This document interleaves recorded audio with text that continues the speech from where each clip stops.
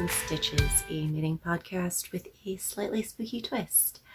There are timestamps in the description if you would like to jump ahead to the ghost story or any other segment in today's show. So it's been a doozy of a couple of weeks.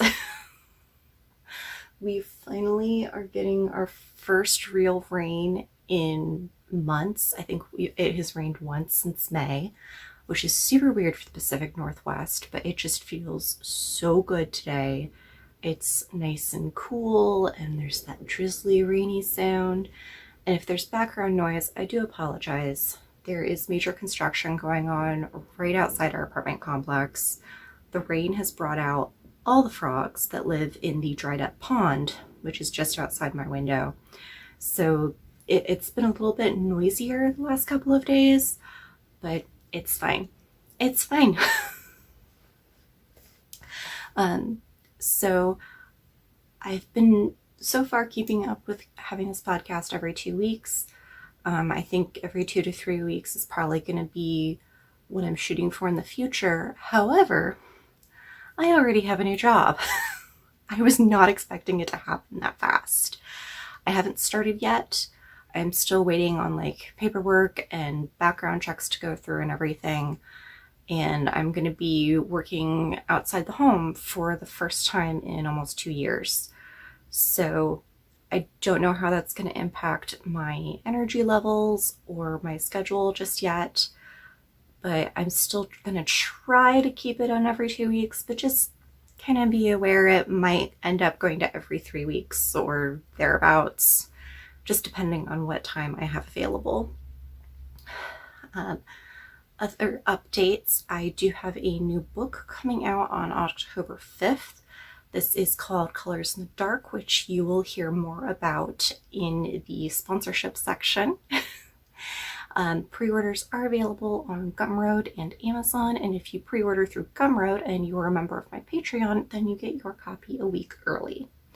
I'm currently only doing ebooks just because outside of events, people don't really buy my paperbacks.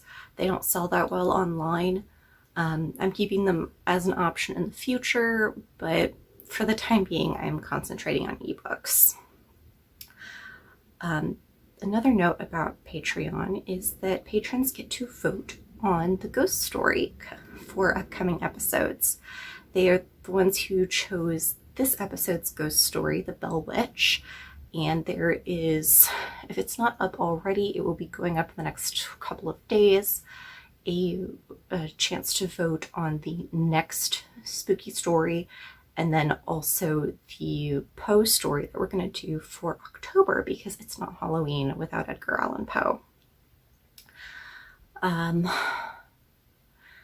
Also, the last episode was over an hour long, and that was after I edited the story down for time. I actually cut out probably a good 30 minutes of the Old Nurse's Tale in order to just condense the video a little bit. And my computer still didn't like uploading it. I had to fight with it to get things up to YouTube. I think I tried 4 times, finally had to do kind of a backdoor method to get it uploaded. So in the future, if we have a ghost story that's going to go longer than about 30 minutes, I will probably be splitting up the story over 2 episodes or more. So that's where we are with that. This week, not an issue. I did not do an exhaustive history of the Bell Witch, so this one is relatively short. This week, I don't have any finished objects. I have been knitting like crazy, but I have so many things on the needles right now that I'm just not finishing anything. And I'm trying so hard to finish something. I want to get something done. And it's not working out so well. So these are the Boo socks. This is the Unique Sheep in their green sheep colorway. I'm sorry, not colorway, green sheet base, and it's the Boog colorway. That is what I have so far. This is the second sock. The first sock is right here, and it maybe looks like I haven't done a whole lot, like, looks like I've done about that much since the last podcast. That would be incorrect, my friend, because I increased to the wrong number of stitches. So I had to rip back from about right here all the way down to here, and then reknit this entire foot. So that has happened in the last 2 weeks. I'm finally working on the ribbing. I've got maybe 3.5 inches left to knit on the leg. I'm hoping that my ball of yarn holds out. I do have a second ball of this yarn. I had to cut it in half because there was some knots in the yarn when I tried to wind it that I just couldn't avoid. So I do have another ball of this stashed somewhere. It's not a big deal if I run out of this one. And that is still living in my little thrift store makeshift yarn bowl, which I still adore. And that has been living here on my reading chair, knitting chair, what have you chair, podcasting spot. So I've been working on that, but because it's a cotton linen blend, the ribbing is just not a whole lot of fun on my hands, so I have slowed down on it since I got to that point. I don't enjoy purling to begin with, but I'm also a combination continental knitter, so I have to purl kind of weird in order to maintain the tension on ribbing. And it's not a movement that comes naturally to me, and the lack of elasticity in the fabric, because it's not a wool yarn, makes it harder. So I haven't been knitting on that one as much lately. I want to get that done this week. I'm trying so hard to finish that sock this week.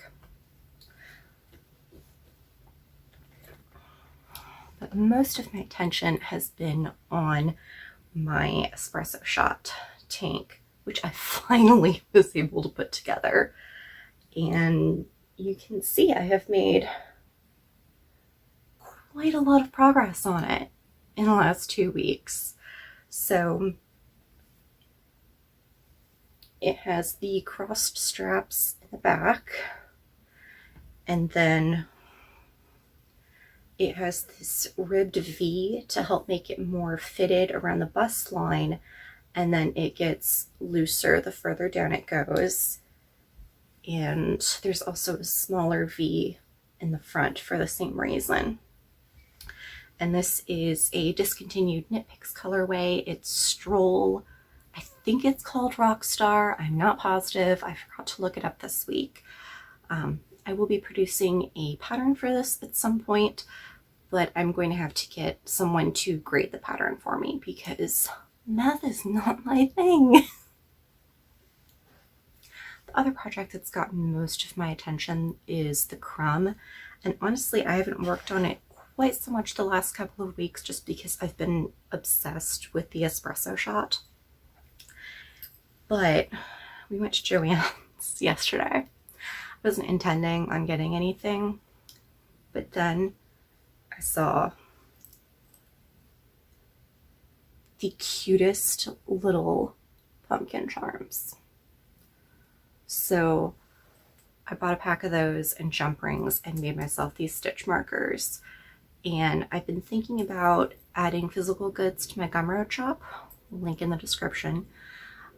So if you think I should add stitch markers, or I'm also thinking of selling some of my samples, just go ahead and leave me a comment with the types of stuff that you would want to see, yay or nay on the stitch markers, and I will see what I can do. I definitely want to be adding more physical goods to the shop, but I mean, as I mentioned, hard copy books are just, they don't really have legs. They're not going anywhere. So I have made progress on this.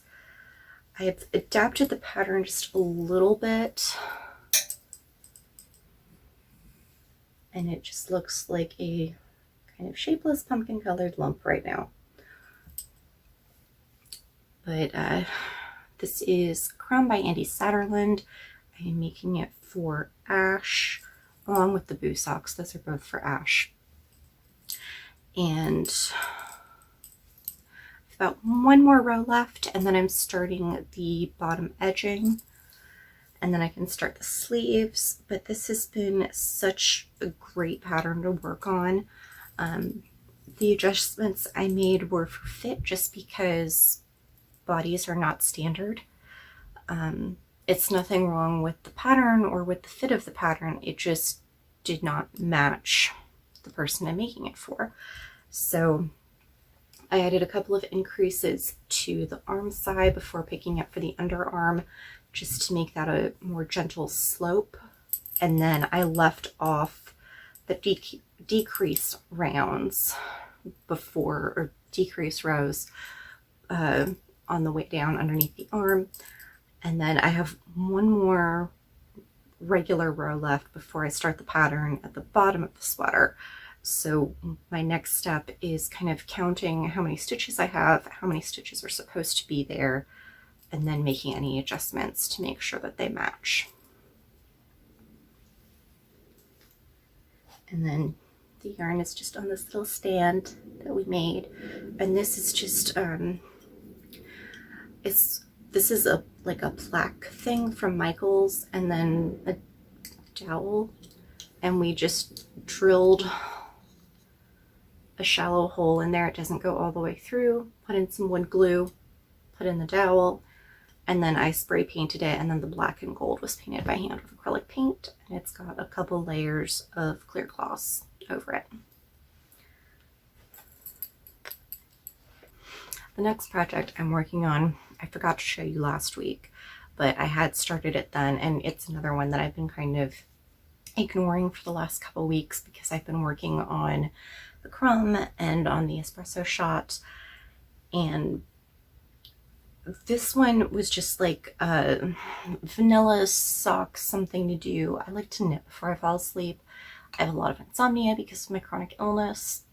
So sometimes I just turn off the lights and I listen to true crime on my headphones because nothing says relaxation like murder.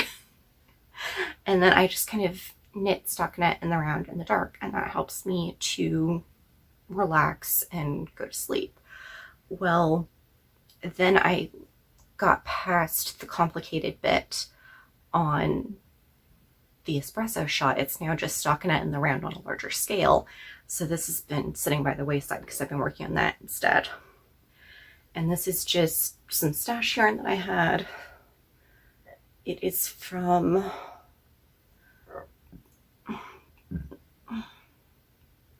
excuse me. It's from Purple Lamb on Etsy, and I forgot to write down the colorway. I will put it in the description. But this was some water lilies. Monet's water lilies, that's the colorway. And I had gotten a couple of her skeins a while back because I just fell in love with them on Etsy. And this one, I'm liking it a lot better knit up than I did in the ball or in the hank.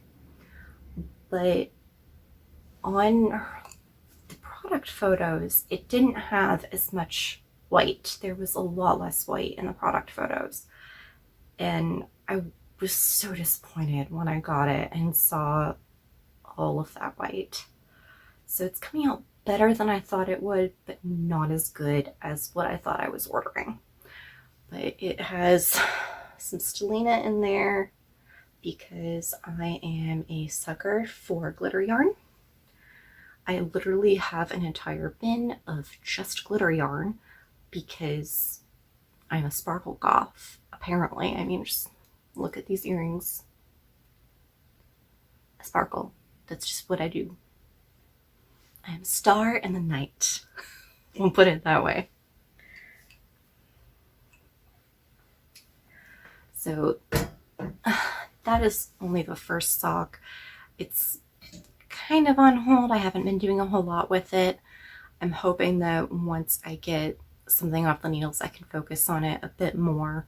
But I also know that the next two things I cast on are going to be socks because I I need them for something specific. I got back my notes from my copy editor, and I am paying her in hand knit socks, which, thank you. So that is something that I need to cast on.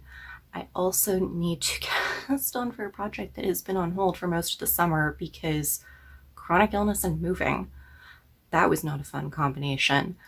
And I need to go back to it because it's way overdue. This is a project that I wanted to start in college, and I didn't have the time or the funds or the know-how. I didn't have access to the research that I wanted. And then I just got busy with like work and life and stuff and was like, I don't need that in my life right now. And then I was researching something else and just fell down a massive rabbit hole. So what I want to start is finally beginning the knitting of the Eleonora socks. And I have a whole website already set up about the Eleonora Project. I'm going to be recreating the burial stockings of Eleonora di Toledo, as well as a modernized like 1950s style version of her burial dress. And then I also want to take inspiration from her formal court portrait and turn that fabric into like an 1880s bustle gown. I think that would be so fantastic and over the top and amazing. So that's the Eleonora Project. I will leave a link in the description.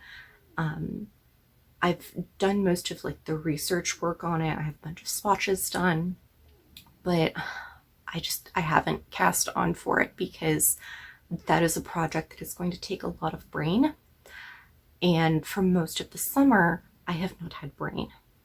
That has been a thing completely lacking.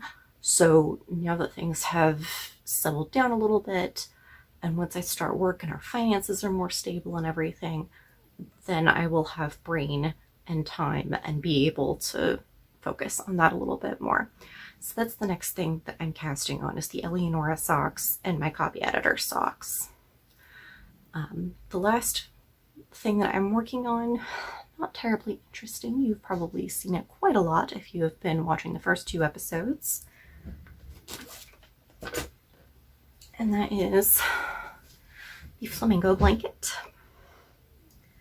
I still have, where is my end? Here we go.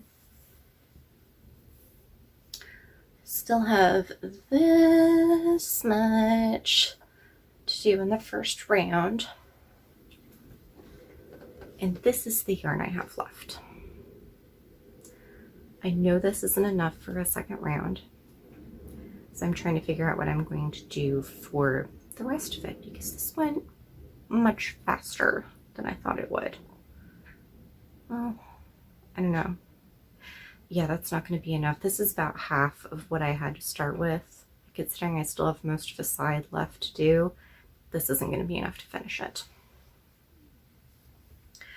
So you will see this again once we start the ghost story, which we will go to in just a minute after this sponsorship ad, because it's my podcast and I'm sponsoring it.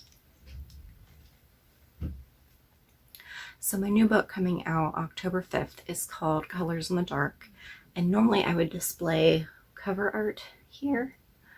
I don't have my cover yet. Ash is actually working on that. If you check out her Instagram, which will be linked below, you can actually see the progress she's making on that. She's actually building this tiny seance room, which is super cool.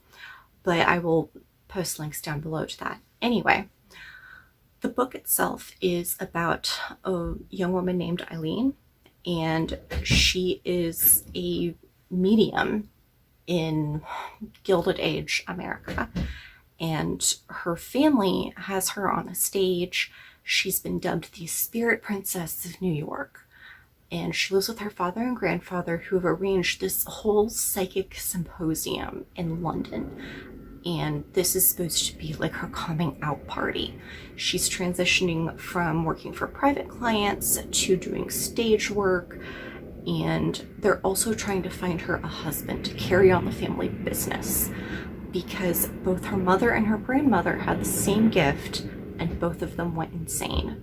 So they're trying to get her married off and have a daughter before this happens to her.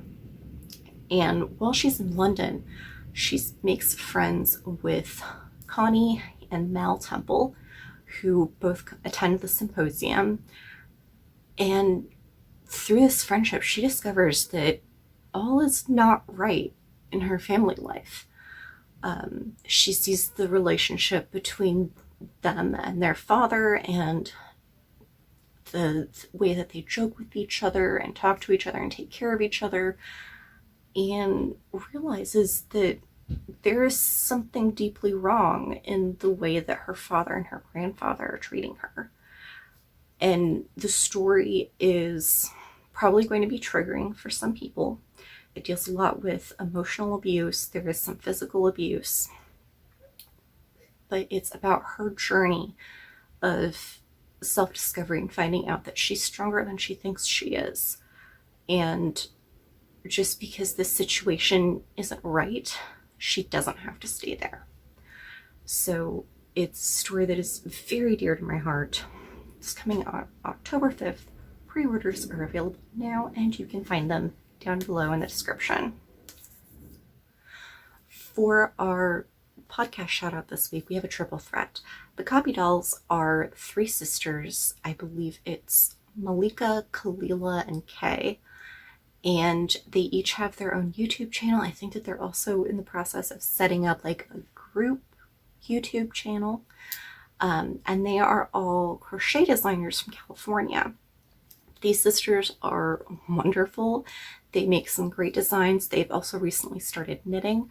So if you are into crochet knitting podcasts, you should definitely check out all three of them. There is a lot of overlap. There is a lot of overlap between their channels just because they're sisters. They live together, and they often will pick like a pattern and all three of them make it, or one of them designs something and then the other two make it to edit the pattern for them. So they are all three just a delight. I believe it's Kalila is also an author who had a book come out at the beginning of the month. Also, happy birthday. I think today is actually Kalila and Malika's birthday. I think there's one sister and then there's a set of twins. And this is not a them thing, this is a me thing. I'm partially face blind, so a lot of times with siblings who share a resemblance, I can't really tell them apart until I see all three of them together. And because they each have their individual channels, I don't usually see all three together. Okay, sorry, my phone filled up, had to delete a few things. Where was I? KopyDolls and face blindness. So, like I said, this is totally not a them thing. This is completely on me and the way that my brain recognizes things. I mean, if I sat down with a sketch artist or tried to do it myself, I would not be able to tell you what my own mom looks like.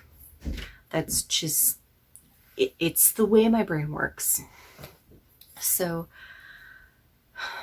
definitely check them out. They have some exciting stuff coming up. I've really been enjoying their crochet with me and knit with me videos.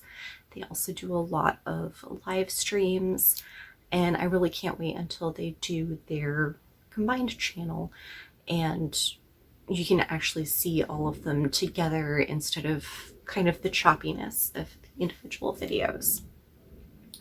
So that's our shout out for this week, and I think that means it is time to summon up voiceover Sheena and have our ghost story for this week. Pull up a chair, turn down the lights, grab your knitting and your drink of choice, and join me as we delve into some spooky American history. Right now, most of the stories I've planned for this podcast are Anglo-centric, taking place in either the US, UK, or Ireland, just because that's what I'm most familiar with and have access to in terms of research. However, if you know of a good ghost story from another part of the world, please feel free to message me with the subject line ghost story at notmagicknitter@gmail.com. This week, we'll be taking a look at one of my favorite ghost stories. While I will be looking at both the history and psychology surrounding the case, it is by no means meant to be exhaustive, and entire full-length books have been written about this case. So please check your library or bookstore for these volumes to learn more. I've pulled my information from a variety of books, websites, and documentaries over the past several years. So let's go back. In the 1830s, the bulk of Tennessee was rural frontier at the edge of civilization. The first rail line wouldn't be built in the U.S. until 1827, and Tennessee wouldn't see its first line until 1837, which is 20 years after our story begins. All this to say, when the Bell family moved to a homestead just outside Adams, Tennessee, to say they were isolated was an understatement. The Bell family consisted of John Bell, his sons Jesse, John Jr., Drury, Benjamin Zadok, Richard Williams, Joel Egbert, his wife Lucy, and his daughters Esther and Elizabeth, called Betsy. Betsy, Richard, and Joel were all born in Tennessee, while the others were a lot older. Jesse, John Jr., and Drury were all grown and had served in the military at one point or another. The family also owned slaves who worked around the farm and in the home. Things started out innocuous enough, with sightings of strange creatures around the farm, including large black dogs, mysterious birds of an unknown species, and other creatures that slunk through the forest around the house and couldn't be identified.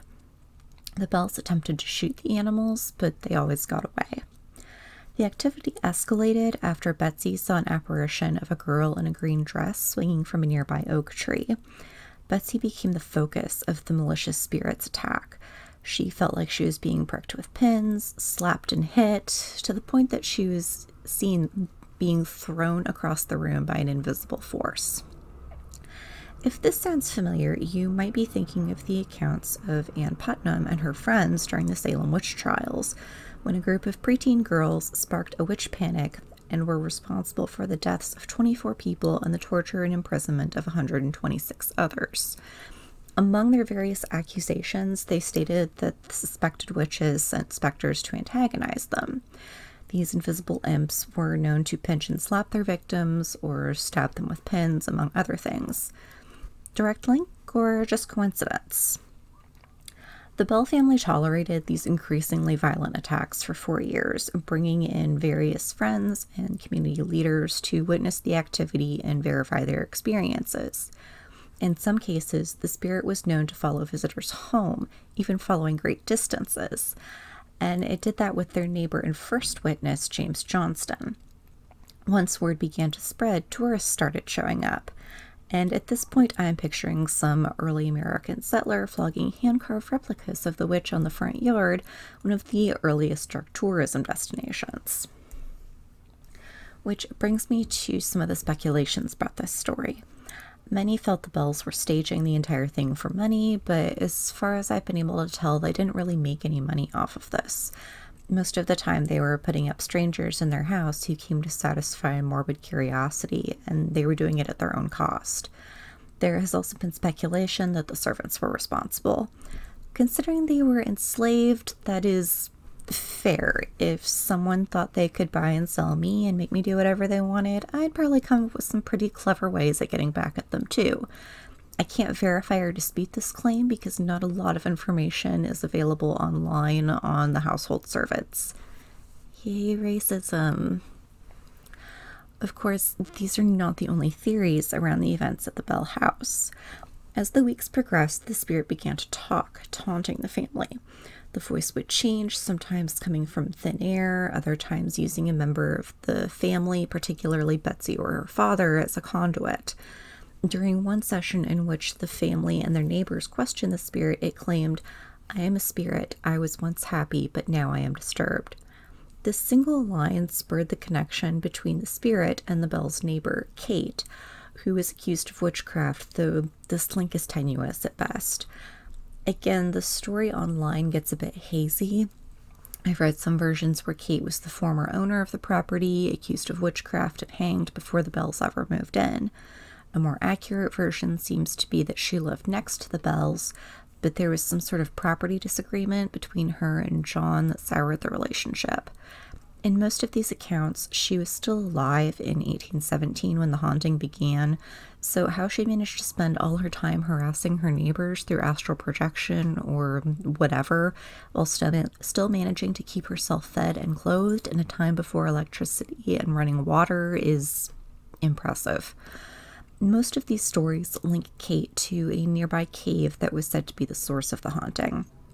Whether or not it actually was Kate, the spirit in the Bell household was happy to answer to the name, so that was how it was addressed going forward. In addition to the small acts of violence, Kate the ghost would also enjoy a good philosophical argument and could quote extensively from scripture. It also recited word for word 2 sermons that were given the same Sunday, 13 miles apart, though how the Bells verified this, I have no idea. There's no mention of guests in the house at the time of this recitation, but I assume someone from each church must have been present. The haunting continued for 4 years and included everything from covers being torn off the beds to moving furniture to pebbles raining down on the house. At one point, the servants were accused of this, and I think one of them was even sent up to the roof to find the source, but it couldn't be identified. In 1821, the activity was so intense that the health of the family was suffering. Betsy and John in particular were both ill from stress and lack of sleep. There was no peace for either of them. Throughout the 4 years, John had suffered intermittent paralysis of the jaw. This could be some form of neuralgia or perhaps a TIA or mini stroke. The family, however, attributed it to Kate. Eventually, it was so bad that he couldn't eat. Before you go putting all of your sympathy on John Bell, though, let me tell you one more thing about this situation. Many years after all of this, when it was finally written down by one of the Bell's sons, Betsy accused her father of molesting her. One hypothesis is that Betsy, an adolescent girl, was the unwitting source of the phenomenon. It's believed that some people, particularly teen girls, when under extreme stress, can display psychic abilities. I'm not sure how strongly I believe this, but I can tell you that as a teen, I just had to walk into a room to shut down computers, disrupt radio or TV reception, or throw off cell signals. No, I never lit a candle from across the room or made something levitate. I wish I tried. But I do believe from my own experiences that some people have a magnetic energy that isn't compatible with the people or objects around them. It's like we're tuned to a slightly different frequency for whatever reason. Mine seems to have normalized over the years, but I've also done a lot to improve my mental health and get myself out of toxic relationships. Could the same be said for a young girl in the middle of nowhere whose family, who is supposed to protect her, allows her father to abuse her?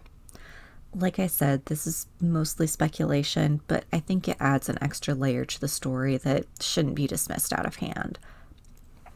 Through all of this, Mrs. Bell got off way easy. The ghost really seemed to like her, calling her the most perfect woman to walk the earth. It was also known to sing her hymns and bring her fresh fruit, while it did things like put stones and pins in the beds of other family members and keep them up all night by scratching at the walls and pulling on their blankets. By the same token, John Jr. also got off with mild treatment by comparison, presumably because he was close to his mother. On December 20th, 1820, John Bell Sr. died after a long illness. It was later discovered that his medicine had been swapped for a vial of poison, and the witch took credit. When Betsy fell in love in 1821, it must have felt like a godsend when her beau asked her to marry him. However, seemingly before anyone else, the witch was aware of the engagement and began threatening both Betsy and her fiancé. Fearing for his life, she broke off the engagement, with the spirit known to have traveled as far as England to harass visitors to the house. No place was safe from the witch's view. In a gross twist, her former schoolmaster, who is 11 years older than her, also said he wanted to marry her when she was older. He was reported to study the occult and be a master ventriloquist. Could he have been behind the haunting? Again, I have to say that if he managed to hold down a job while maintaining the level of activity reported at the Bell home, he would need a time turner or something, because there are not enough hours in the day. Perhaps bored, now that John was dead, the spirit came to Lucy Bell and told her it was leaving, but would return in 7 years. The family had some quiet time, during which they didn't move for some reason. I mean, I would think that'd be obvious. And the ghost returned right on time in 1828, though with less ferocity. It spent 3 weeks with John Jr., most of them debating religion and predicting the future, including the Civil War. This is not super shocking, though. South Carolina made its first threats to secede in 1832, and there was already tension between the North and South and debate about slavery, though other predictions the spirit made were way off base. This time, when the spirit left, it promised to come again in 107 years to visit a descendant of the family.